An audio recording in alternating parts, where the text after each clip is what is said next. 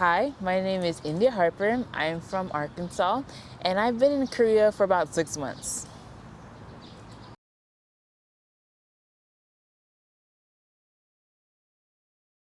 So cool, okay.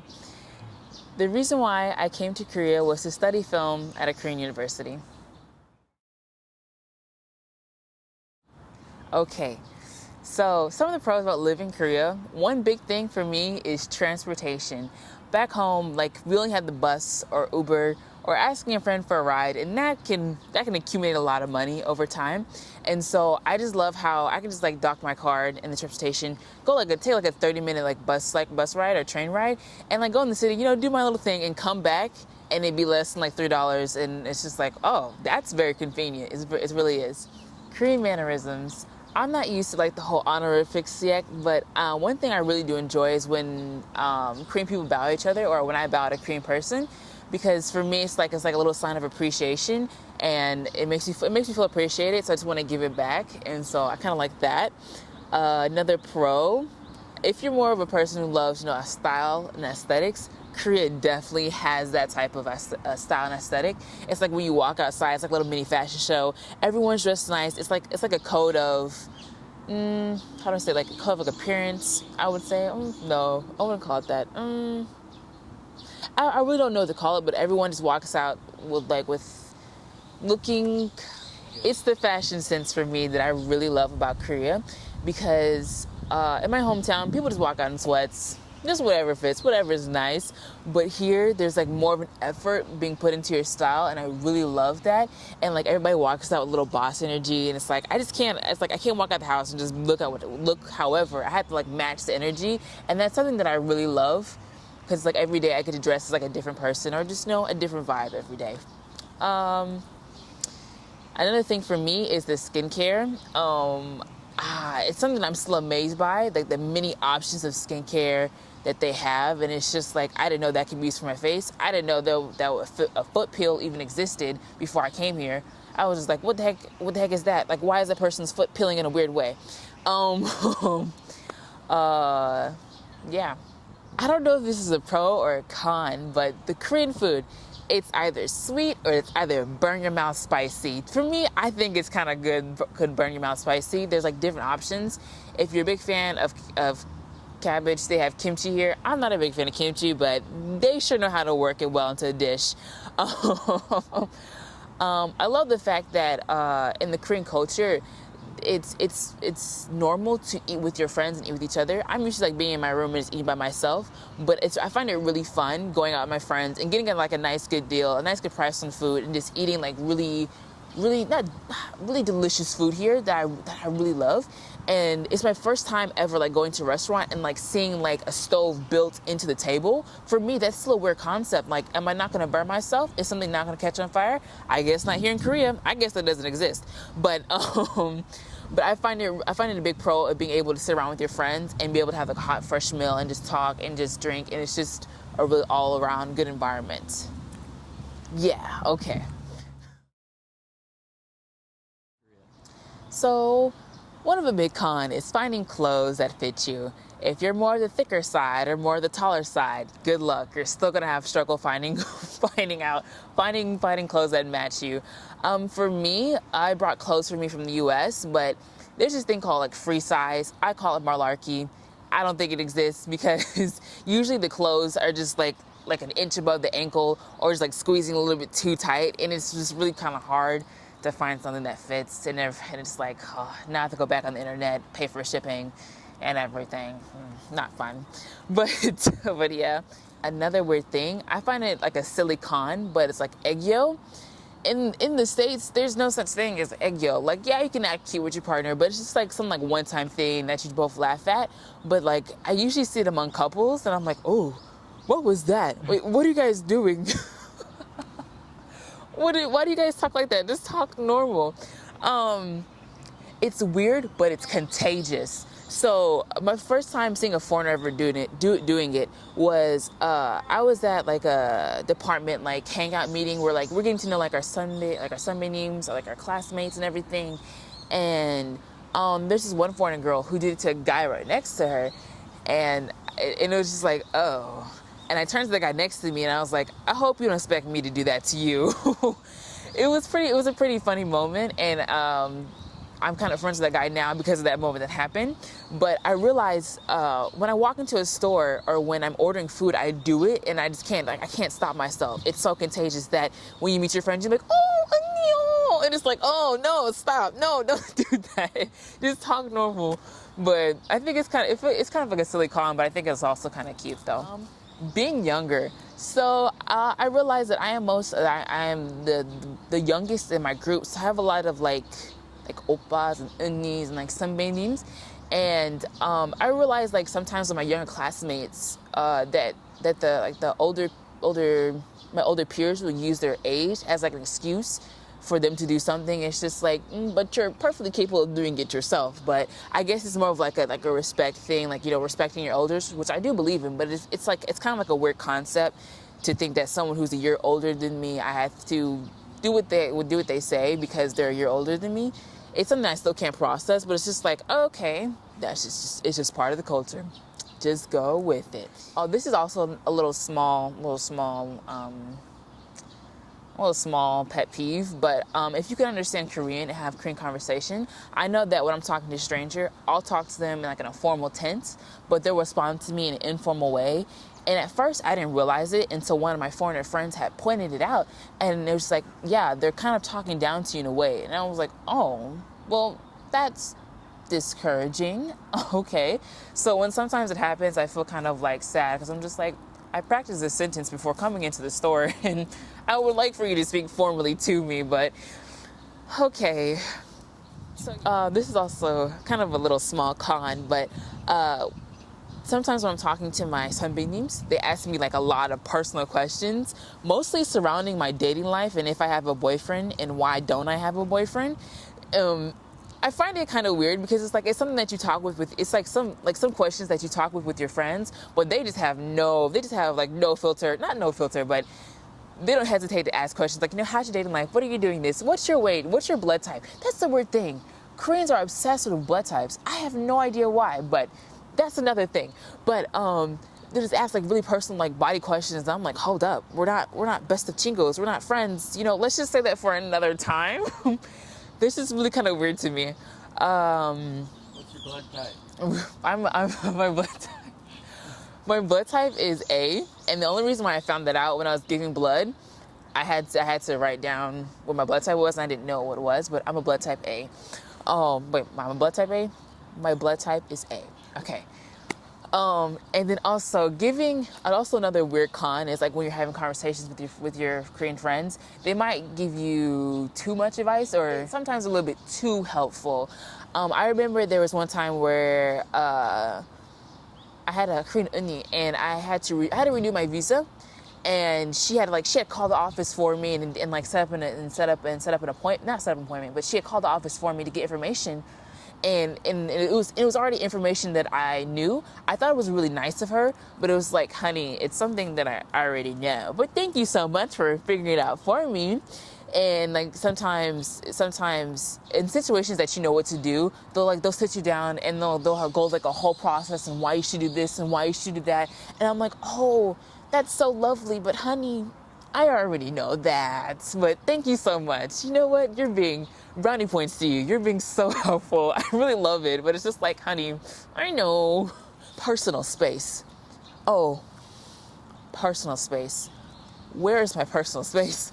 Now that I've been here for quite a while, it's something I don't usually like realize anymore. But like when I first came here, I was at the gas station. I'm patiently waiting, in line, waiting for the person to finish checking out their stuff. I go up to the counter. There's already a guy that comes behind me, who places his stuff on the counter, and who's just literally like waiting right behind me.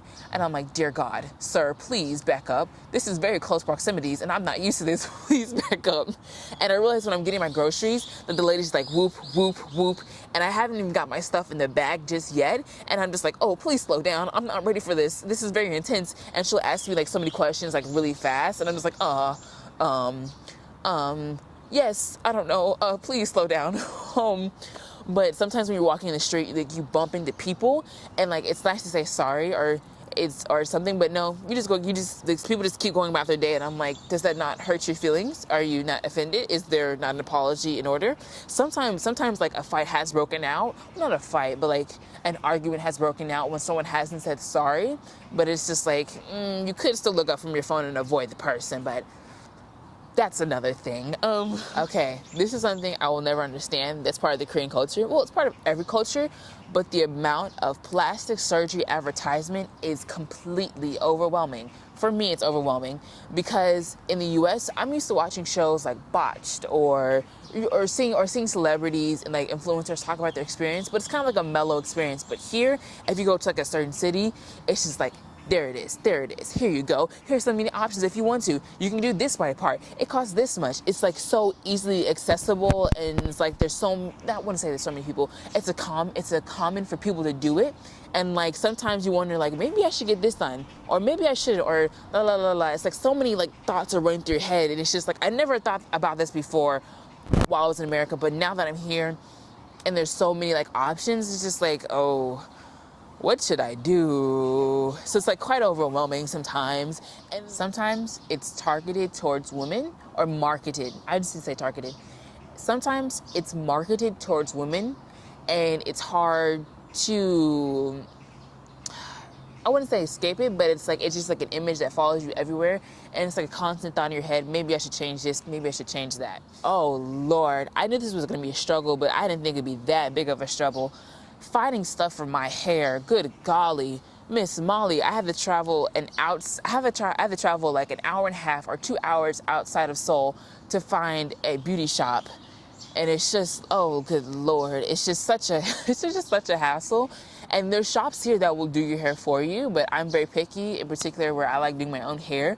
But it's kind of a struggle to find specific products for natural kinky hair, and it's sometimes some stuff doesn't cut it, and now you gotta look stuff online and wait till it gets here, and it's just, oh, why so difficult?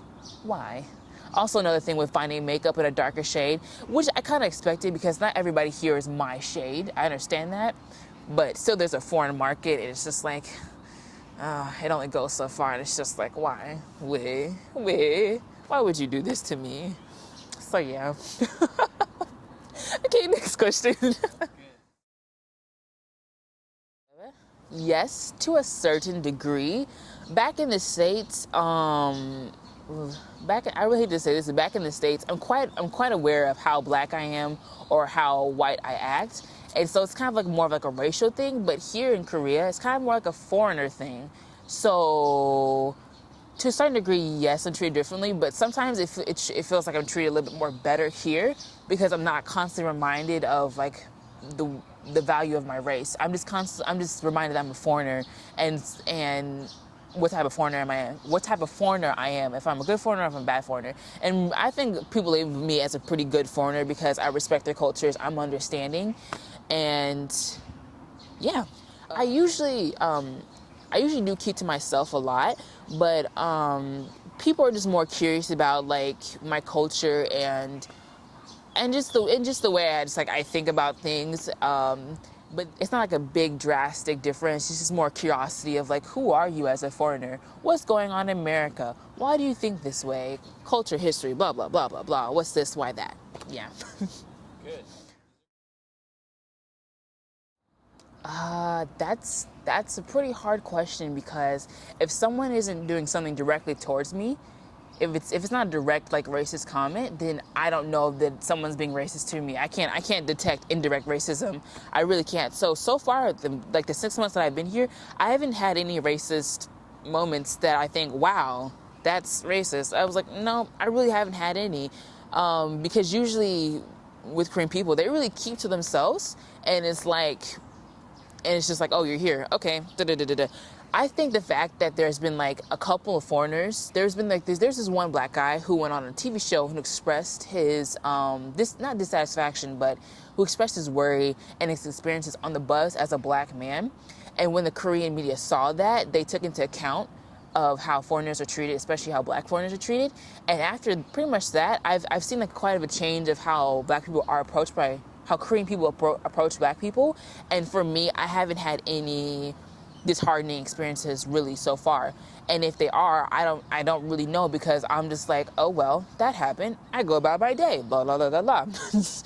It's not like a really big deal. I haven't had really negative comments, and if they do happen, it's not usually from Korean people. It's usually from other foreigners asking really ignorant questions, and it's just like, I don't know if I should smack you or if I should just teach you something. But both are a lesson, but one's physical, one's a verbal lesson. But yeah, I haven't had really much of a big encounter. I guess it's the people that I surround myself with. I usually don't go out a lot and go out and meet strangers. I'm usually in my circle with my other classmates, and it's just, I guess it's more of like a professional environment, and I guess they just don't think that way, or they're just not really curious about it. I think what I've heard from other foreigners, since not a lot happens to me, what I've witnessed from other foreigners is that who the people who I've met who are teachers, sometimes they get disqualified from a job or don't get a job simply because of them being black, knowing darn well that they have way above requirements to meet requirements that are above. They meet the requirements above or well above their requirements. Yes, okay. So I have friends who are teachers. I have black friends who are teachers, and when they're looking for like jobs, sometimes they don't get it because the color of their skin, and a person has told them, well, we're not going to hire you because you are.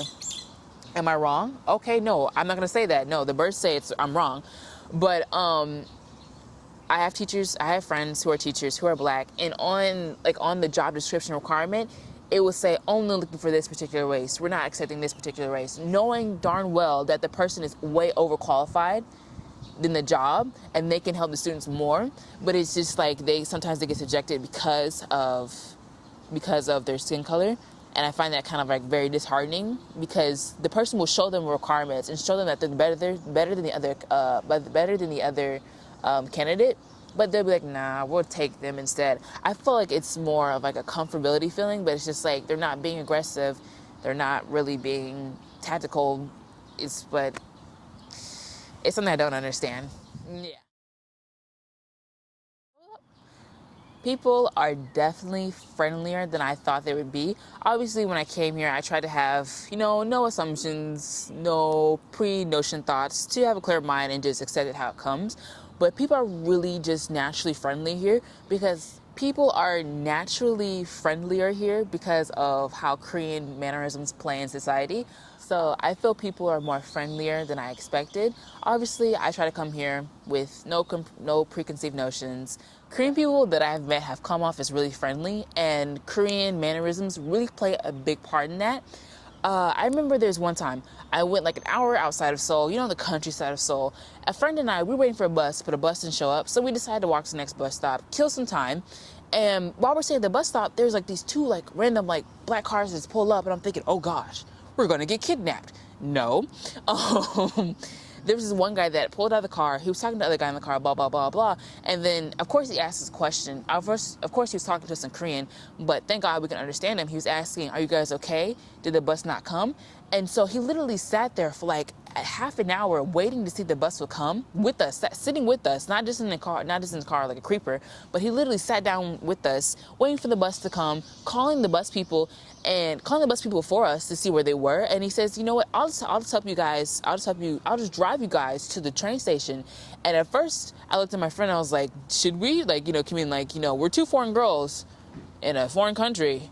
Is this safe? But I think the fact that he waited with us and he made an option and not forcing it really, really was helpful. And he wasn't hitting on us in the car or anything. He was really nice. And I was like, wow, that was really nice. I think that was really nice. Most encounters that I've had with Korean people have been really positive. They really come off as like very conversational people who are very curious to know about what's happening outside of what's happening within your life. Obviously, sometimes they may give unnecessary advice, but they're doing that because they care about you. One thing that I have noticed that I really love, I was walking past the restaurant and I saw a daughter and her father eating together, and she took meat off her plate and she put it on her father's plate, and I was just like, oh, that's so sweet. It's so caring. So I believe Korean people are naturally family oriented and like very caring people, and yeah.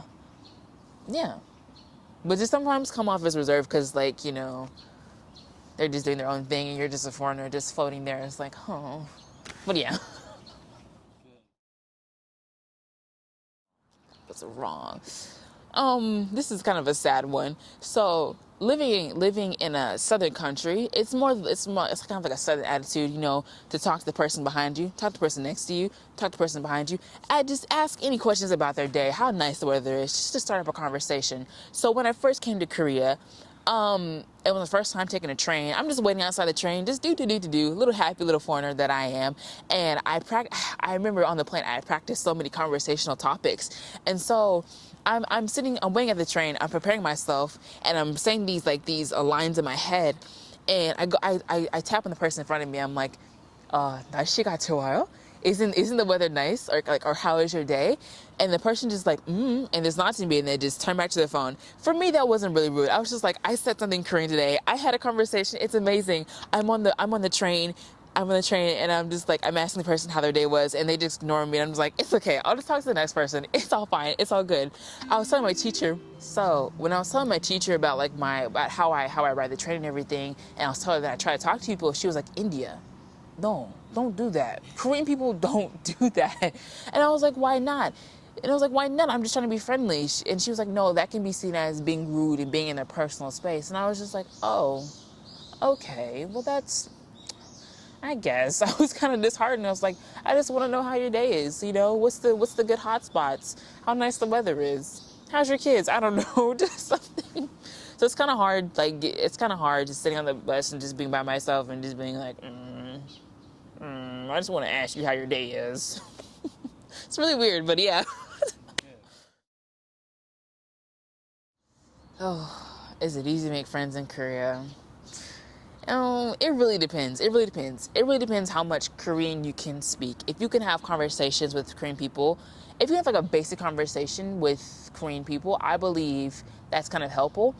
But if you don't know somebody who knows Korean friends, then you're just SOL. You're really SOL. It's kind of difficult because I speak like baby Korean, and it's like really leveled, and everybody is kind of in their own. Everybody has like established their own personal groups, and so it's just kind of hard to walk in and be like, 안녕하세요, 외국인입니다, and even try to start a conversation, because like some people are just like, that was nice, and just go about their day. Really, to be honest. So sometimes it's kind of hard. Especially since I don't know where to meet like a lot of Korean people my age that's not at a bar, because like, you know, bar friends are just there to drink, and that's just the end of the day. But I do have the luxury of being in a university where they do have clubs, but I speak baby Korean, so yeah, it's a little bit hard. So yeah. Good.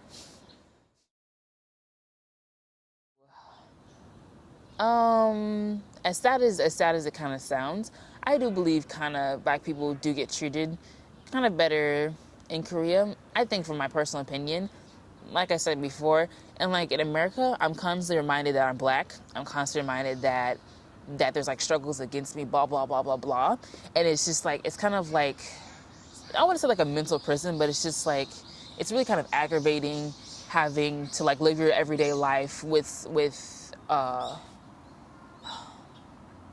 it's really kind of aggravating how to live your everyday life trying to protest that you matter, that you're a basic human being. But here, it really doesn't feel like I have to prove that I'm black enough for this, or that I'm black. It's just, you're a person here. You live your life here as you would any other day. You don't have to pull out any stops or any tricks just to prove who you are. You're just who you are. Live here freely as you should, but be respectful of other people. Obviously, there are certain stereotypes against black people, like we're being too loud, or kind of aggressive, or the sexualization of women. But here, I don't really feel subjected to that. I don't feel as if I'm treated. I don't feel as if I don't really feel as if I'm solely like discriminated against, which is relieving. So yeah, I feel like I've gained more. I feel like the way Korea is kind of set up is just kind of like some places are set. Oh, how do I say this? Here in Korea, I find more safe spaces to relax and to like mentally decompress than I do in America, which is like kind of like being on the edge sometimes. But I do feel it's kind of more safe here because I'm able to set up that environment freely without being judged. So yeah. Okay. The people that you surround yourself with is important to your survival here in Korea. I cannot tell you how many times my international friends or my Korean friends have saved me in legal issues. I wouldn't say like legal issues, but like filing for a visa or changing my address or going to like a store and not knowing how to pronounce stuff and having like a second set of ears and eyes to help me. And it's like the people that you surround yourself with, you can like they can tell you like hidden places that you didn't know exist in Korea, and you can both go together. And it's like, oh, I'm not alone. We're all in this together. I'm not alone. Is there anything else that's important that I've learned here? Oh, not really, because it's all been determined by the people that I've surrounded myself with. Yeah, that's really it. Okay. When I first came to Korea, it was like literally like 3 days after coming to Korea. I was walking around the campus and there's this one girl who had stopped me. She's like, "Do you know Jesus Christ?" And like the sirens went off in my head. I was just like, "Oh, these are the cult groups that people like warned me or told me about." But the one thing that was really different about her is that she put like a pamphlet, and it was like I call it the judgment pamphlet. It's like the pamphlet that tells you that you know that you're a sinner, and you know that God loves you, and if you want a deep relationship with God, you ask for like redemption. And I was like, I'm gonna sit down and I'm going to listen because in America I attend church, but now that I'm no longer in America, it's just like I'm probably not going to attend online services every single day. So it's nice to get like a perspective of religion here in Korea, and also to build a healthy relationship. So I remember like we sat down on a park bench for like a good like 10 minutes, and we're like reading through this book about Christ, and we're sharing our experiences. We're sitting on the bench for about 10 minutes. We're reading through this booklet, and we're sharing our experiences about like about Christ and like our church life and what my church life is in America. And she invites me to a Bible study service. And thank God they also do have Bible study on Wednesdays, and it was like in the school. And for my first time attending like a Korean Bible study, it was through a Zoom call, and the people were very nice. She translated the whole entire service message, what the pastor was saying, to me in English. I was just like, wow, brownie points to you. And at the end of the service, there's like a little song that they sing to you to welcome you to like to the service. That's not cultish at all. Not cult. Religion is cultish by itself, but it was still nice that they sang a song to me for me to feel more welcome, and that she took the time out of her day to translate a whole scripture to me in Korean, not Korean, but in English. And she also like purchased like a Korean to English Bible for me, because she was very not worried, but she was very persistent in my growth with Christ. And then I went to church with her, and then after attending like a church, I went to church with her. I did not know church was supposed to last up to 3 to 2 hours. I don't have the attention span for that. I'm used to 45 minutes, get your breakfast, take your church nap, and then just go home. Like, that's what I'm used to. But no, it was quite a lengthy process. But also the church had a translator for me in English, and I was just like, oh, a whole new world. I love it. But after church was done, her other church friends that go to university also, they all live in one apartment, and we had dinner together, or lunch, I think. Yeah, we had lunch together, and I just felt so loved, because I was like, you fed me, you took me to church, oh, this is so amazing. And then after dinner, we had like a little mini Bible study session.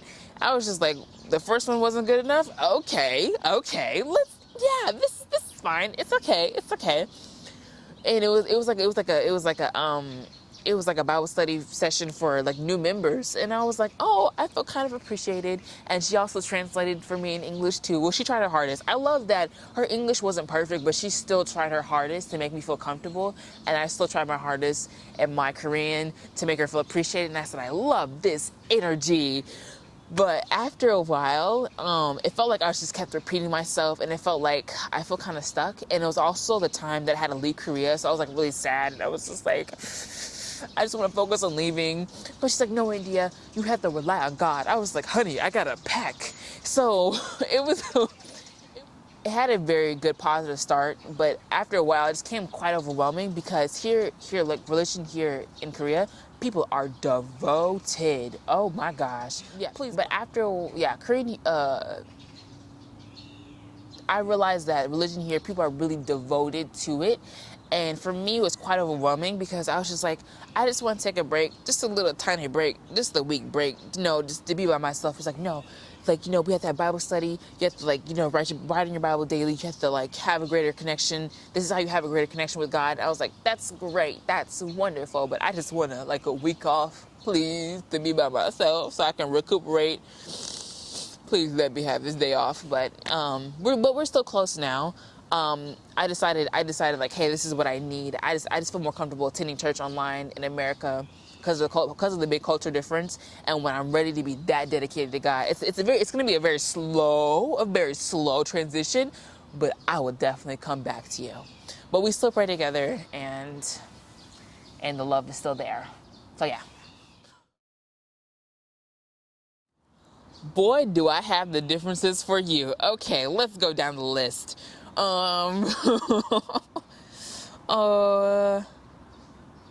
Let's start off with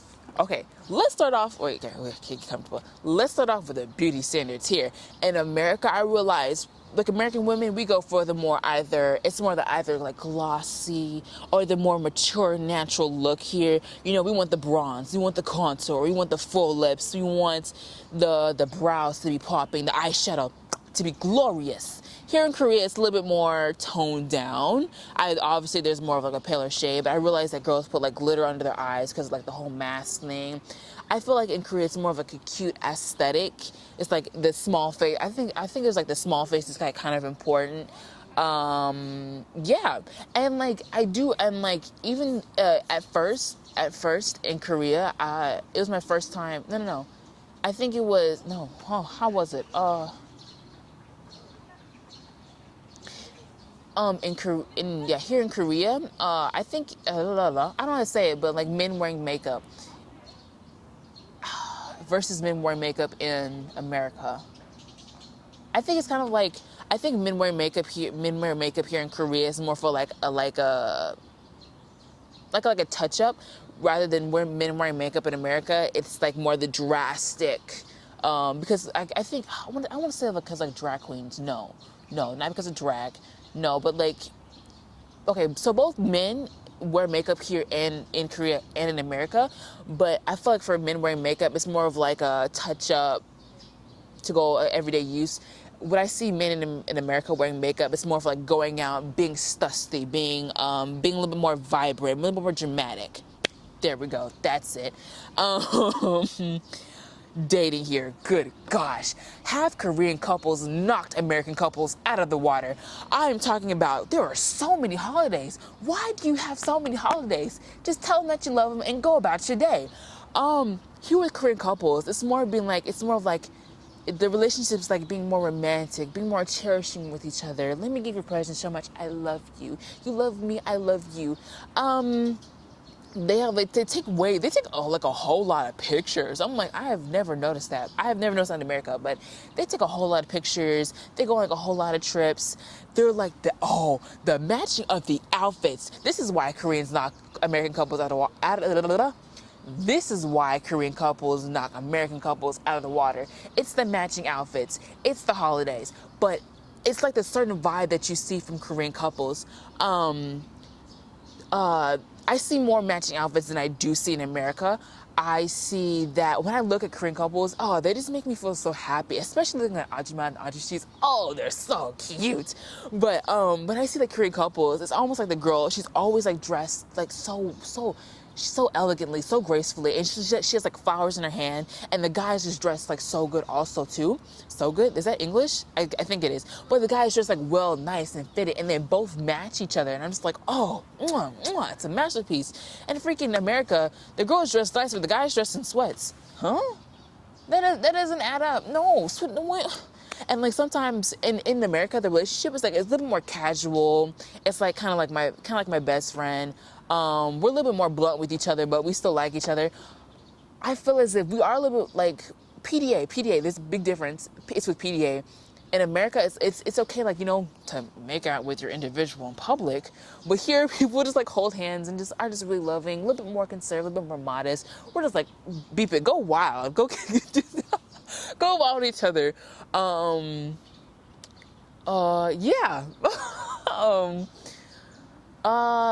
Yeah. American couples a little bit more casual. American couples do a little bit more PDA, a little bit more touchy with each other in public.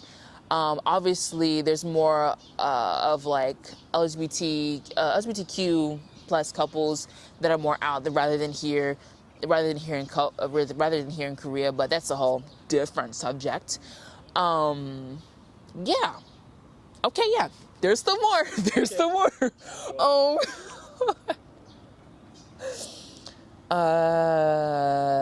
Rather than meeting.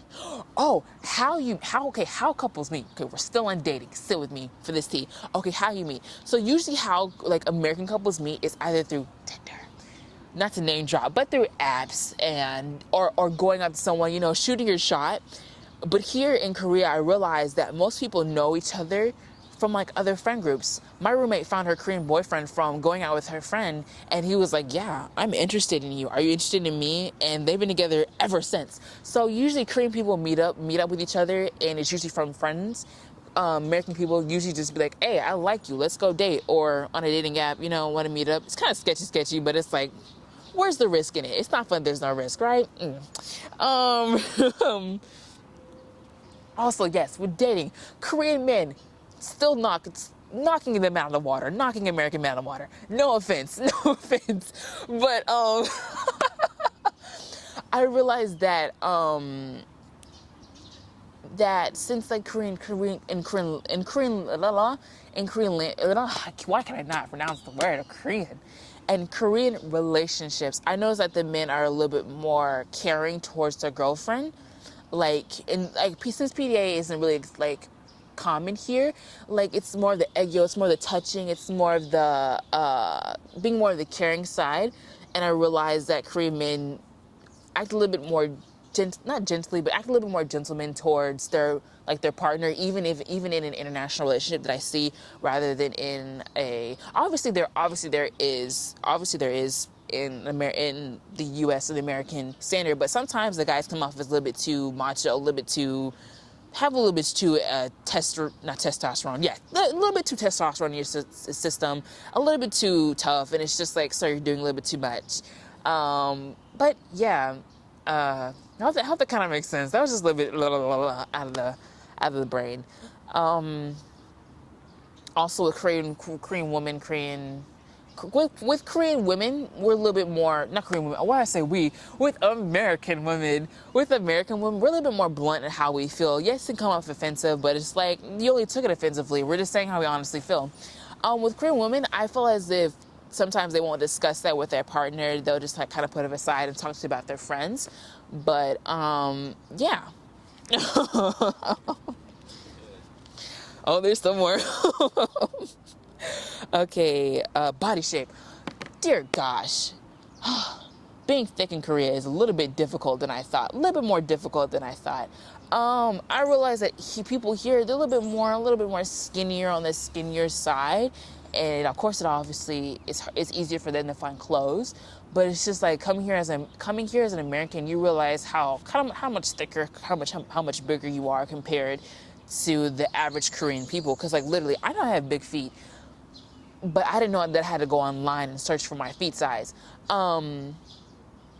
It's like, I have one Korean friend who, for me, just like a regular size jacket fits nice, but on her, it's like oversized. Like, gosh, why did it be so cute and so fashionable at the same time? That still doesn't go with the subject, but it's just like here, people a little bit more slimmer, and exercise. I think the fact that I think the fact that there's so many parks, so many hills that you walk everywhere, that they're naturally just more fit. And as coming in here with a little bit more thicker body, it's just like, okay, I'm gaining muscles every weekend. I'm getting gains every weekend. It's beneficiary in some parts, but not all. The fruit. Why is the fruit so expensive here? Oh my gosh, I forgot how much fruit was in America, but Lord, an arm and a leg is being thrown off my body. Oh, la la la. I'm so frustrated. The fruit, an arm and a leg is being thrown off my body because fruit is so freaking daggum expensive. Oh, unnecessary. The bus confuses me. There's so many different type of buses. Like there's like a little casual bus that you take back and forth to work. There's like a tour bus that you can take like across the city outside of Seoul. And then it's sometimes just like so difficult because that one bus stop is like the bus stop for multiple buses. But in America, one bus stop is just for one bus. Why is there multiple buses coming around? No, in Korea, it's just like one bus stop. And it'll actually tell you the time. In America, you have like an app or you just read the charts. But in Korea, they'll tell you the time the bus is coming, and there'll be like a little screen, playing a little show, and at the bottom will tell you which stop it is. But yeah, and the bus drivers, dear gosh, they never take their foot off the gas pedal here. While riding the bus, you are going to gain abs just from like squeezing, so you won't fly across the other room. Okay, another thing that's a really foreign concept to me is tapping your card. Usually in America, you have like a little flimsy little card that you just dip into the system and it comes back out. Here you tap your card while coming in and then you tap your card while coming out. It's weird. It's Korea. It's foreign. Okay. What else? Yeah, I think that was it. The bathrooms. Where did my tub go? Where the heck did the tub go with the bathrooms? In certain Korean buildings, there are no tubs. Why are there no tubs? What happened? Do you have like some like fear against tubs? Like in the bathroom, you have a toilet and then like a shower rod that hangs at the end of your sink. Honey, I don't want the rest of my bathroom to be wet while I'm taking a shower. But here in Korea, let it slide. Go ahead. It's gonna be a slippery slope. Recycling. Dear gosh, I'm still not used to recycling, especially recycling food. I'm not used to that. Recycling is a big thing. That for paper, for plastic, for your general trash, for your food trash. There's more that I really can't remember. There's aluminum. There's this, and that. I'm like, oh wow, okay. In the U.S., like I think you might recycle like your paper and your plastic. That's pretty much it. But they have different categories, and I'm just like, huh. I don't understand it. It's a little bit difficult, but I guess I have to adjust. I don't want to be looked at weird and get a fine. I don't want a fine. No. Yes, the water system. Korea has like old pipes, so you really can't drink from the water system. So I didn't really know this. So I was just for a good like month here, I was drinking from the water system. My friend, she stopped me. She's like, no, bad India, don't do that. Buy you a case of water from the Pyeongchang and use that water. And I realized when I was drinking Korean water, I was like breaking out and like I had stomach aches and I was like, oh, what is this I'm feeling? It must be the food. No, it was the water. So investing in an air purifier or a filter really helps. So yeah. And in America, we already have that, or the water is still filtered. So, yeah. Hope that makes sense. Hope that's a good tip. Okay, that's it. You got it.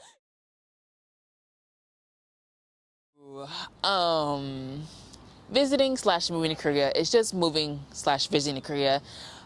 It's what you do before ahead of time, like preparing, mentally preparing.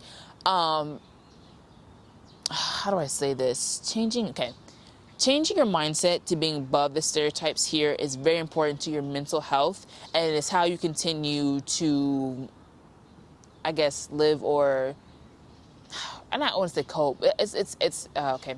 Changing your mindset to being above the okay. Changing your mindset to being above the stereotypes that you will find here in Korea is very important to your progression as a woman. Taking time off when you need it is very important. That's not on my notes. Take the stairs with a grain of salt. Just because someone looks at you funny doesn't mean that they think disgusting. Just because someone stares at you in a weird way, it's just them trying to figure out who you are as a foreigner, and it's not them trying to be rude or anything, even though it is kind of rude. But after a while, you'll get used to it, and you won't even realize that people are staring at you. But again, take the stares with a grain of salt. Okay.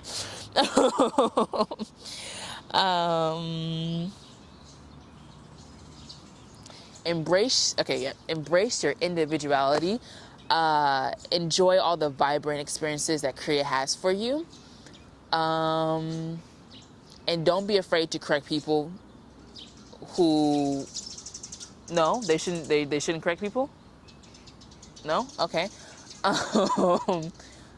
Forget what the bird says. Don't be afraid to correct people and have a firm stance in what you believe in, even if they try to label you as coming off as aggressive. I'm not aggressive. What? Oh my gosh.